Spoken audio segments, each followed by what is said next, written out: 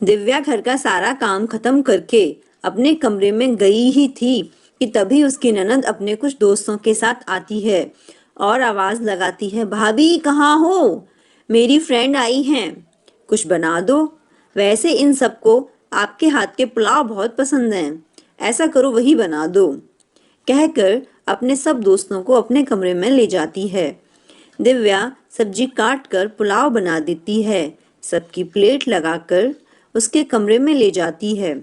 एक दोस्त कहती है, भाभी आपके पुलाव का तो जवाब नहीं, कैसे बनाती हो मुझे भी बता दो। बाकी भी कहती हैं, ये बात तो सही है, आप पुलाव बहुत टेस्टी बनाती हो, ये बहुत लकी है जिसे आप जैसी भाभी मिली। ननद कहती है, हाँ वो तो है। दिव्या मुस्कुरा कर वहां से चली जाती है। शाम के 4 बज चुके हैं। सास ससुर की चाय का टाइम हो गया। वो चाय बनाकर उनको देती है, फिर कपड़े घड़ी करती है और घर का थोड़ा बहुत काम करती है। फिर शाम के खाने का समय हो जाता है। दिव्या अपनी सास से पूछती है कि क्या बनेगा मम्मी जी। मम्मी जी कहती हैं, दही रखी हो तो आलू के पराठे बना लो। दिव्या आलू के पराठे बनाने की तैयारी करती है। तभी उसका पति निखिल ऑफिस से आ जाता है। वो उसके लिए चाय बनाकर लाती है।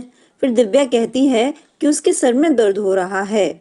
निखिल उसको एक टैबलेट देता है, कहता है खा लो, और हाँ मेरे लिए खाना मत बनाना, मेरे एक दोस्त का बर्थडे है, मैं वहीं जा रहा हूँ, और हाँ 11 बजे आऊँगा, कहकर चला जाता है।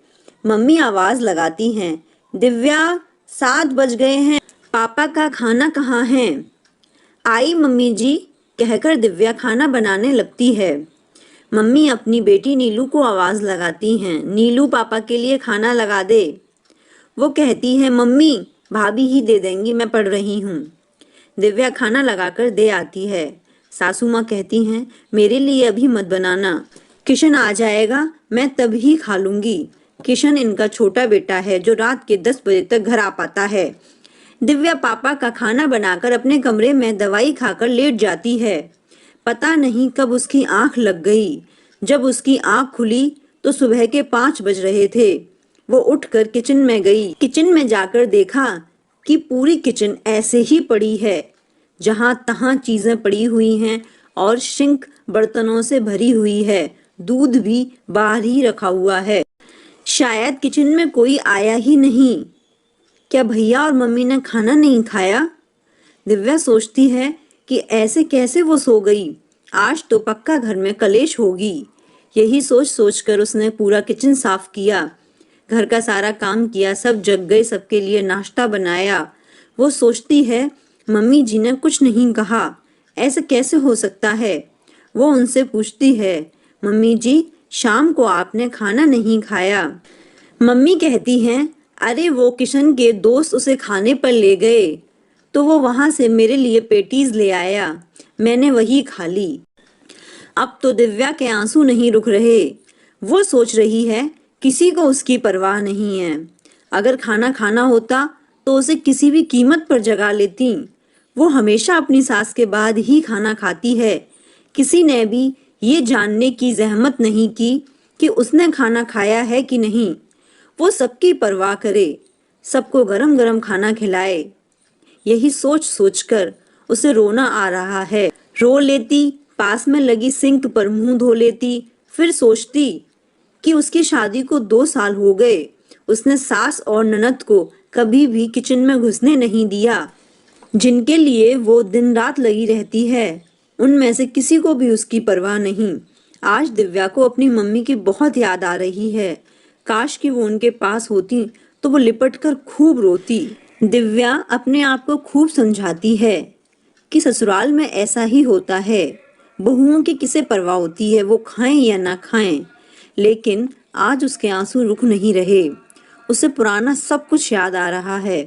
अगर सब्जी कम बने तो उसके लिए ही नहीं रहती, अगर ज्यादा बने तो वो बासी खाए। जन्मदिन चाहे किसी का भी हो, खाना उसे अकेले ही बनाना है, चाहे वो रात के 11 बजे फ्री क्यों ना हो। सासू माँ अपनी टीवी नहीं छोड़ सकती और ननद हमेशा पढ़ाई की रट लगाए रहती है। यहाँ तक कि चाय पीकर भी चाय का कप वहीं पड़ा रहता है। रात के दूध के गिलास जिनमें मिलाई जम जाती है। पहले उन सबको इकट्ठा करे और फिर धोए। क्या वो सिर्फ काम वाली है जिसे सिर्फ काम के लिए ही आवाज लगाई जाए?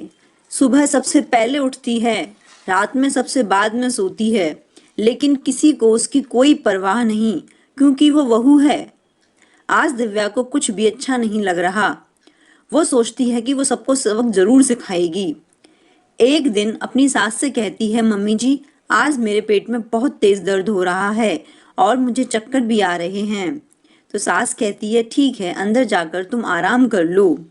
फिर सास अपनी बेटी नीलू से कहती है, आज का खाना तुम बना लो नीलू। नीलू कहती है, मैं नहीं बनाऊंगी, मेरे एग्जाम चल रहे हैं। आप बना लो ना, आप तो बस पूरे दिन टीवी देखती रहती हो। मम्मी खाना बना तो लेती हैं, लेकिन बर्तन साफ नहीं करती। वो सोचती हैं कि दिव्या कर लेगी, लेकिन दिव्या पूरे दिन अपने कमरे से बाहर ही नहीं निकलती। पूरा घर गंदा पड़ा है। गंदा घर देखकर सास धीरे धीरे काम करती है। काम करके वो इतनी थक जाती है कि शाम को उसे बुखार आ जाता है। अब तो शाम का खाना नीलू को ही बनाना पड़ेगा। नीलू खाना बनाती है, तभी दिव्या अपने कमरे से निकलकर आती है, मम्मी पापा को खाना लगा कर देती है और नीलू से कहती है, दीदी मुझे तो बहुत तेज भूख लग रही है, मैं खा लेती हूँ। दिव्या के बाद किशन और निखिल भी खाना खा लेते हैं। दिव्या जानबूझकर नीलू के लिए सब्जी नहीं छोड़ती। जब नीलू खाना खाने के लिए निकालती है तो उसके लिए सब्जी ही नहीं, वो चिल्लाती हुई अपनी मम्मी के पास जाती है और कहती है, मैं पिछले 2 घंटे से किचन में लगी हुई हूँ और मेरे लिए ही सब्जी नहीं बची। सासू माँ दिव्या से कहती हैं, दिव्या तुम सबको कम कम सब्जी परोसती, वो बेचारी 2 घंटे से काम कर रही है और उसी को खाना ना मिले। इतनी देर में दिव्या अचार का डब्बा लेकर आती है और कहती है, लो दीदी इससे खा लो। नीलू गुस्से से कहती है, खुद तो खाकर बैठी हो ना। दिव्या कहती है, अरे दीदी आदत डाल लो, आपको भी तो ससुराल जाना है और ससुराल में तो ऐसा ही होता है। घंटों किचन में खड़े रहकर खाना बनाओ, लेकिन बाद में उसे मिले या न मिले इससे किसी को कोई फर्क नहीं पड़ता। सास ननद तो छोड़ो, पति भी कभी आपके साथ नहीं खाएगा। और अपने पति की तरफ मुस्कुराकर कहती है ना जी, मैं सही कह रही हूँ ना। बहू का मतलब एक 24 घंटे की नौकरानी, जो देवर ननद के नखरे उठाए, क्योंकि जब उनकी नौकरी लगेगी तो वो कमाकर उसी को तो देंगे, है ना भैया। रविवार के दिन सबको आराम करना होगा। पूरे हफ्ते काम जो करते हैं, लेकिन बहू के हिस्से में तो कोई इतवार जैसा दिन ही नहीं आता, बल्कि इस दिन तो काम दुगना हो जाता है। एक बात और बताऊं दीदी, सास ननद से तो कभी भूल कर भी उम्मीद मत करना कि वो आपकी मदद करेंगी।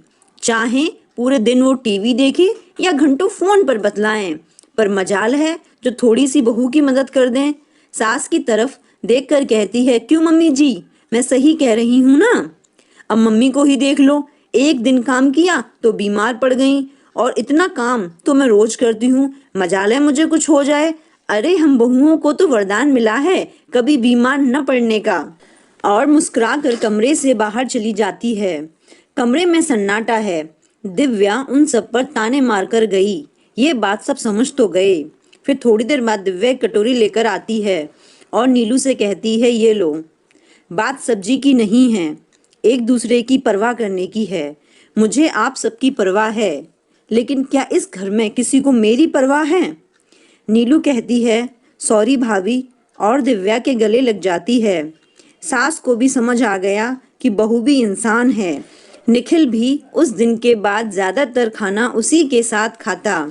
हेलो फ्रेंड्स, मैं आशा करती हूँ कि ये कहानी आपको अच्छी लगी होगी। अगर अच्छी लगे तो एक सब्सक्राइब ज़रूर करें। And thanks for watching.